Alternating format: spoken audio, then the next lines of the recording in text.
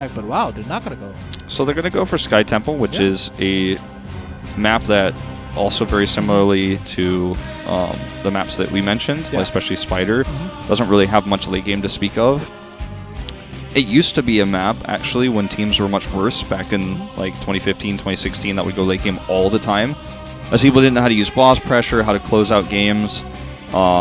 And now, like, we look at this map and it's like, you get an early lead on this map, how can you lose? You know, if you have the lead that Miracle had last game, you're not going to fall behind. Yeah. Generally speaking, we're back here.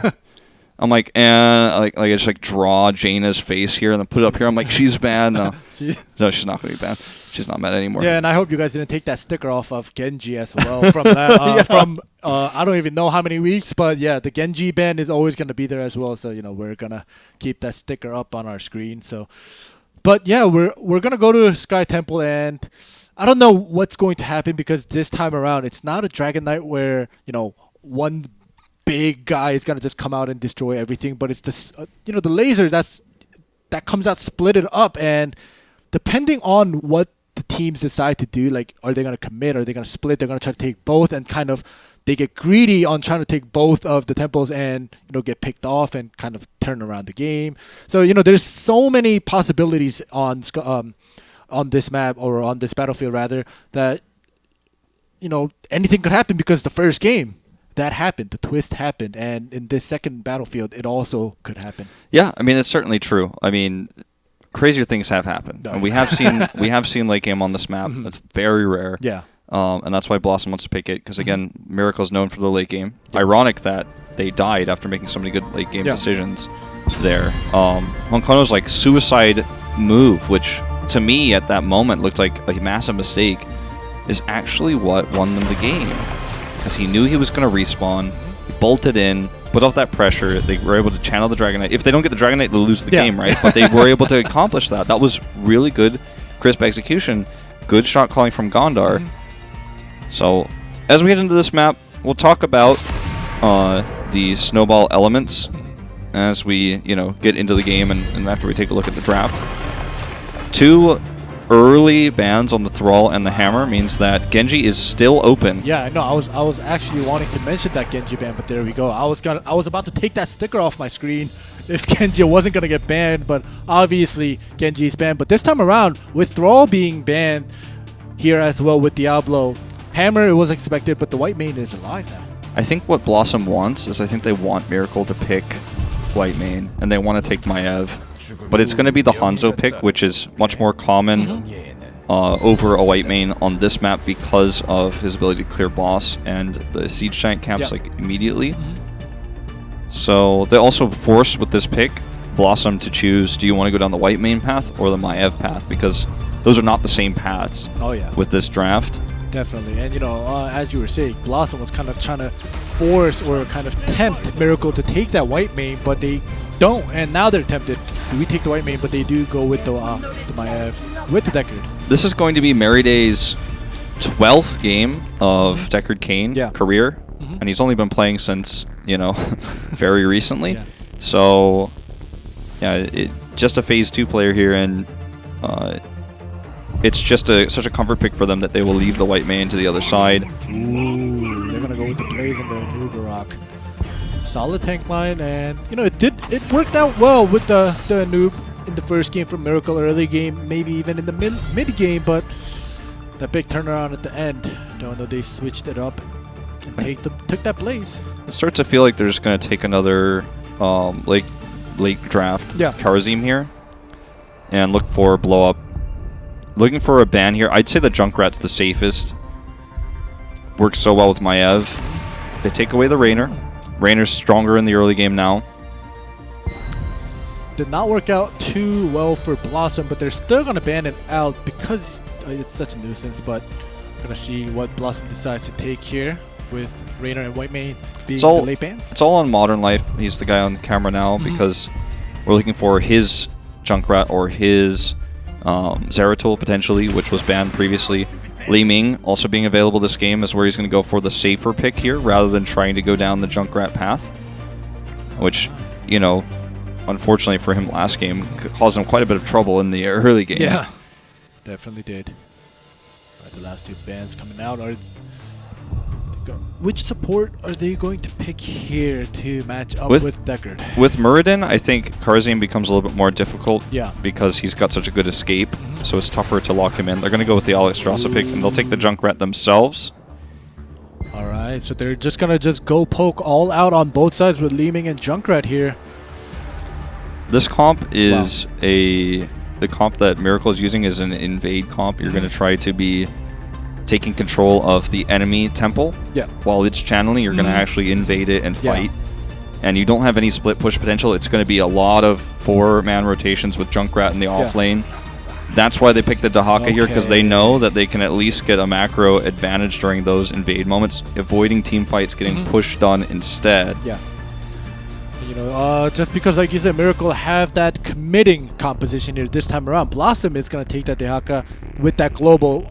You know, now the picks have kind of shifted where Miracle was on that global side in the first game, but now it's BlossoM, and we'll see how BlossoM does with Dahaka kind of macroing around the map, kind of forcing and pressuring the side of Miracle here. That we will see. So this map with these two drafts, it's not going to be the fastest snowball ever with either drafts that these teams have taken, but it's going to be a map where we talk about invades on the side of Miracle. They're going to be doing a lot of that, whereas BlossoM is going to be looking for clean team fight wins, resets for Li Ming, and setups that are very complex with Deckard, Kane, and Maiev in the early game. That was pretty flashy. All right. Deckard takes his scroll town portal.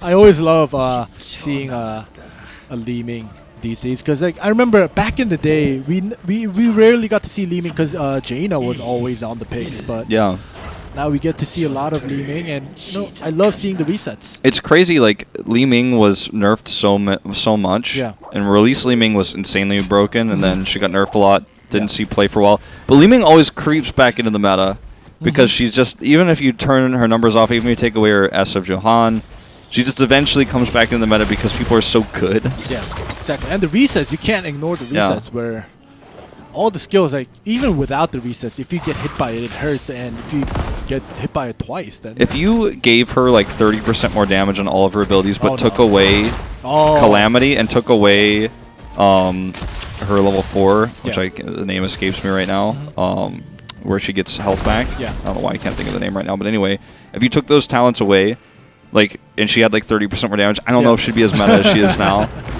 Just because she needs that Calamity to get the resets, and she needs the health from the resets. Exactly. And then it allows her to kind of teleport in to do the damage, but like you said, if they take that away, maybe it might be less viable, but you know, unless we request it to Blizzard.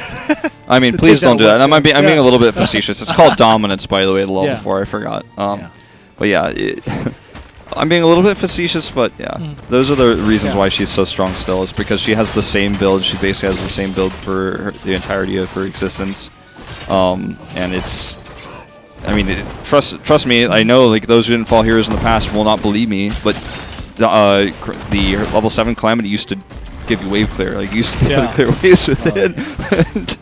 So, you know, there was a few different times. Astral Presence used to give you more mana regen below 50%, so you never ran out of mana no matter what.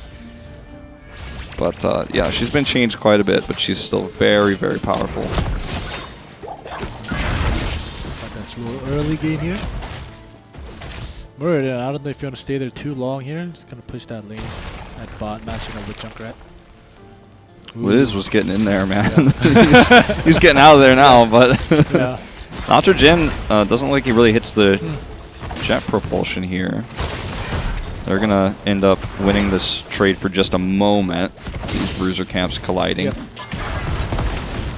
So the first temple phase here has now been announced, and this is going to be, I think, the real test for Miracle. Like, this is where we're going to really get the full picture of how good they can invade and try to trade up.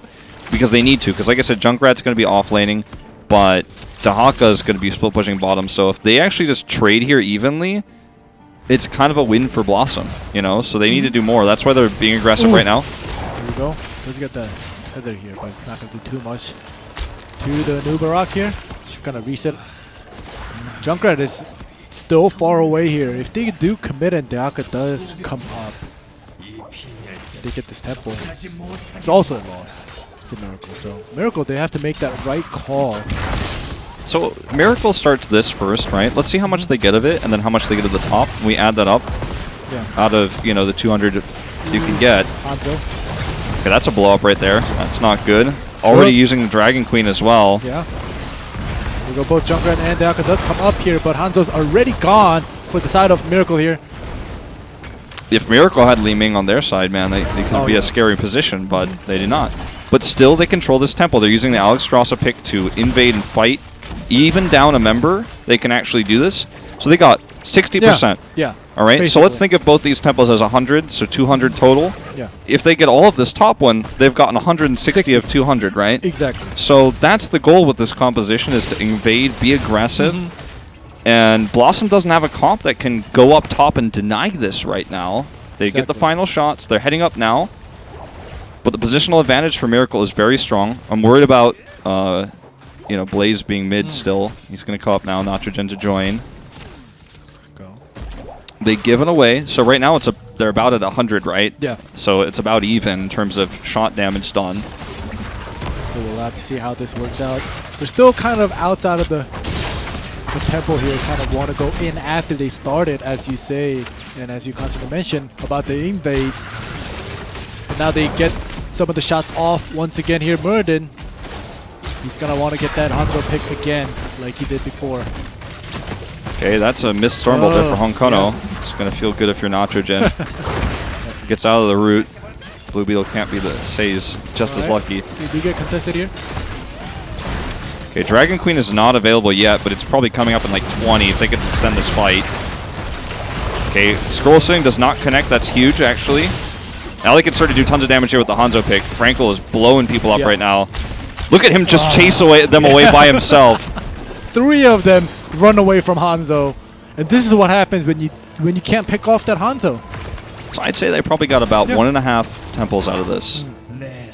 And that's because their comp revolves around setting up a tough formation to break. And it's going to be even harder when they have Bunker, post 10, and the Rip Tire. So their comp functions around Alex Ross, who has area-based healing, which requires you to be in a space entrenched. Deckard Cain is somewhat similar in that regard, but not quite as effective at it as Alex Strasser, who also does more damage. And they have Hanzo, who in enclosed spaces does tons of sustained damage. No burst, like BlossoM's comp, right? BlossoM's comp is looking for burst, resets for Li Ming. And Miracle has a comp that can invade better. This case they're not going to be able to because Judy's just out of position. He went into it early. And you can just tell by the fight that happened before when Hanzo was picked off by Honkono, and they were still able to kind of contest BlossoM at the middle temple, and then they still take most of the top temple. So this just shows as long as either Hanzo or Junkrat is in the right position, they're going to do tons of damage. They're going to do poke damage, constant damage, and you saw Hanzo kind of making 3 of the members of BlossoM just run away from the temple. Yeah, and I think what will come as a bit of a shock for some people in this draft, Nitrogen is off. He's not actually playing his position. He's actually playing a second tank. Because the soul laner, the top laner, is in fact Junkrat in this case, as you guys can see on the minimap. Nitrogen's rotating with the squad because he knows that the power of this comp is based on its multiple stuns, his jet propulsion into the multiple Anubrock stuns, the mobility that they have together. So that means that Sniper has to become the off laner, has to be the top laner after the early game passes because he's got better wave clear anyways and has nice escapes. So the stun is so valuable that you end up having Junkrat in the off lane, which is really cool to see. It definitely is, and as you were mentioning it, and even before you mentioned it, right before, I was looking at the minimap and I was like, all right, Junkrat is at top, and he's been at bot, he's been at top by himself, playing that solo lane, and now I kind of understand why this is happening, especially on the side of Miracle, and we'll see if BlossoM could kind of come up with an answer to this to go up against. Nice dodge here by Honkono. That's going to be a good start. Judy now actually has to pay for this, possibly with his Lifeline used. Disc going to cancel that. It does. But look at how difficult it is to break this entrenched position for BlossoM. Yeah, look at Li Ming all the at the back. He has to take the well and just jump right higher. It's just okay, well, that actually might have waited a little bit too long on that one. The heal's not going to connect here as Blue Beetle's trying to turn this fight with the Dragon Queen, but this is actually a disaster for Miracle. Yep. 2 of them already down, 3 now. 2 of the tanks are down, and you know, with Alex being down as well, Junkrat and Hanzo, they're not going to be able to do anything. And you know, I was talking about how if Junkrat and Hanzo are at the right position, they could do a lot of potential damage, but they were in the right position with, you know, not getting focused on. But if your 2 tanks die off like so early on in the team fight with everybody else being full health on the side of BlossoM, even if you're Hanzo and Junkrat, you're not going to be able to just take out, you know, all 5 members. And you know, G-Clef and I have picked on him quite a bit throughout the years of Heroes of the Storm, but Judy's Anubarak play today has sometimes been on he's been on his own page. He's not been on the same page as the rest of the squad, and that last fight is one of those examples. Then the Riptire was used defensively, but as you say, like you were mentioning Junkrat's lack of damage, if you're holding a Riptire, you're not doing auto attacks, so you're actually losing a lot of damage, and that's a big problem. And you know, it's safe, you're back there behind and you're not under threat, but the Riptire is only going to do so much fixed damage, whereas your auto attacks, the sky's the limit, your Qs, etc. So, Miracle now behind the talent tier, and they had a good comp. They were able to do so much structural damage early, but BlossoM is just, with their global and their better team fighting, they're 4-0 in this game, and they're just winning through straight-up team fighting, which is what the comp's designed to do. Exactly, and you know, the team fights, if Miracle can't find an answer to this is just gonna kind of constantly snowball around until the end, especially with the temples coming up very soon. Like you said, most of the time in this map, we don't get to see a late game. No, Miracle just rotated everyone top to try to gank Dahaka and kill the fort. They failed, so they lost a ton. And they're very lucky that BlossoM didn't try to make a boss play during this time, because that would have been almost impossible to stop. That's why they were checking for it. Junkrat was tossing in those Qs just to make sure that they weren't doing it, so they at least knew that that was the case. But BlossoM further gets ahead in experience, because Dahaka is sitting up there eating EXP. Fort's still fine. He's just chilling. He's all right. That's that pull on the Blaze. Murden tries to go in, make a play, but it's not going to happen with everybody around. Junkrat goes bot to soak up that experience. In the meantime, it seems like BlossoM is going to go at it in the middle. In the most ironic way, this is a complete reversal of what we had on Dragonshire. This time it's BlossoM as the Dahaka making the long distance plays, and Junkrat's the one who has to go clean up the mess, but it's not a global. Exactly. This time around, they're not going to do that. All 5 members of Miracle seems as if they're going to slowly commit to this. The Dahaka does come down. He soaked up enough experience, and look at the health at the top board. It's actually down. Okay, big silence here, actually, the isolation on Nitrogen. He misses the charge. That could be the first reset here for Leeming. Gondar has to flip, though. Jumps away with his heat, but they are ready with the arrow. And now the Riptire coming through. Just pop it fast and just chase after them, or just... Wow, that was a great turnaround on the side of Miracle here. Okay, that's the dead Blaze, though. And Modern Life hits the retreating edge there. Everyone on Miracle chased Wiz, and it's going to cost them a whole team wipe here, potentially. Sniper barely lives. I said too soon. Wiz comes in there. Modern got that reset here. We get another one. Oh, nicely timed. Blue Beetle just saved himself there. Otherwise, that's Calamity into full combo. He dies. Yeah, and Judy is also going to get picked off here. I don't know, Miracle, they left Blaze by himself because the bunker was down. I could understand, but they left him and he got picked off, and they weren't able to pick off the person that they were chasing, Dahaka, at top. So they went up there, allowed Blaze to die. They come back down, and now they're down a member, and now they're losing everybody one by one, kind of tournament style, and just the gap is getting further and further away from Miracle. Yeah.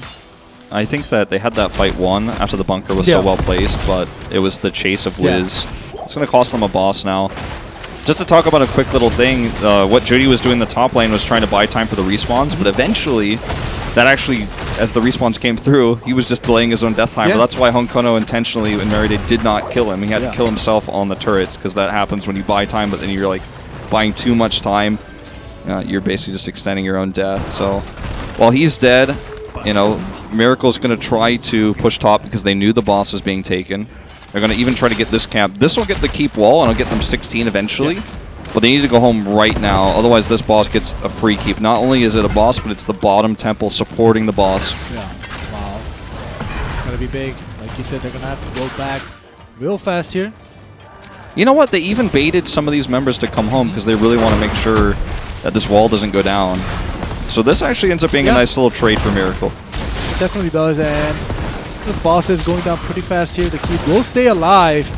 Like you said, 2 of the members actually got baited to come top here. The door does get open, but the cannons are alive here. I think it just barely goes down. Yep.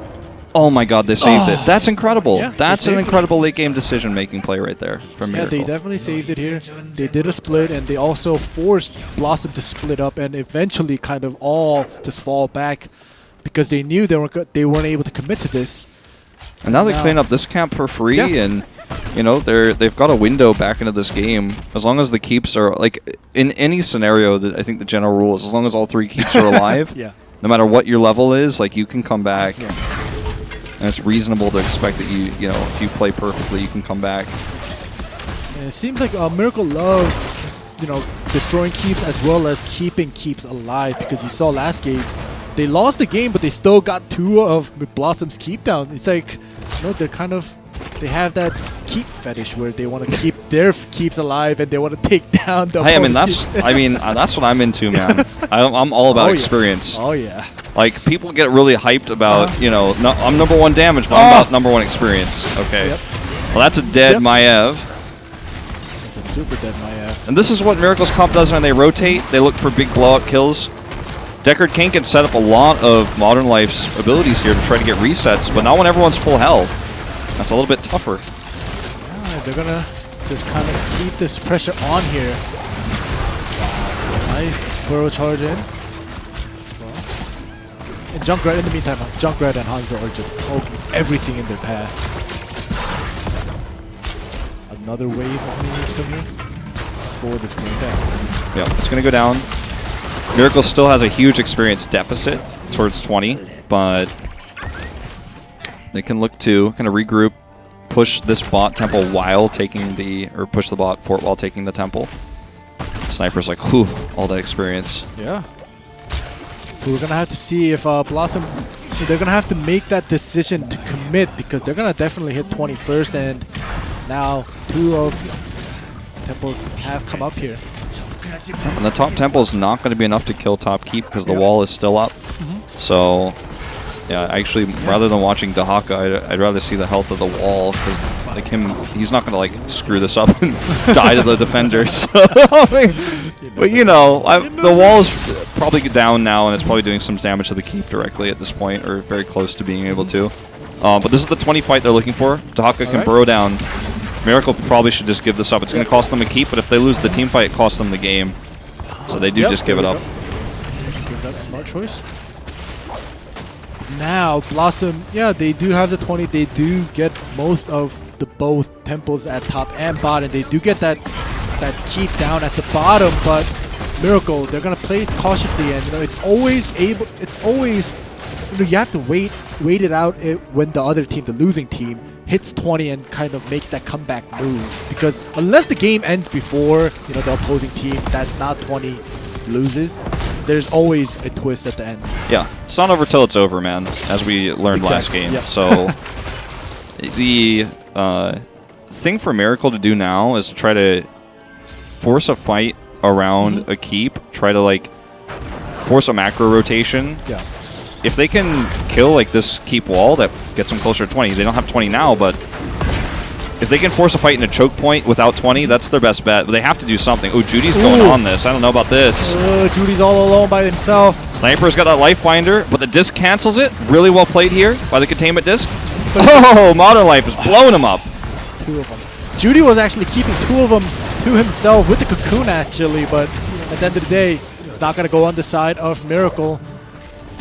I can like feel G-Clef's seething rage towards Judy's tank play today. I can feel it from like all the way over here. Yeah, G-Clef says Mono right now shaking his head. He's like, oh no. Yeah. But if it was G-Clef casting with you right now, he wouldn't be talking. Well, that's going to be the team wipe that puts BlossoM on match point. Judy's the only one who survives, but you have to remember that a lot of the deaths in this game have been because of his decision-making on this Anubrak, unfortunately. Or the lack of decision-making. He made his choices, okay? He might have just opened his eye and he's like, oh, why am I here?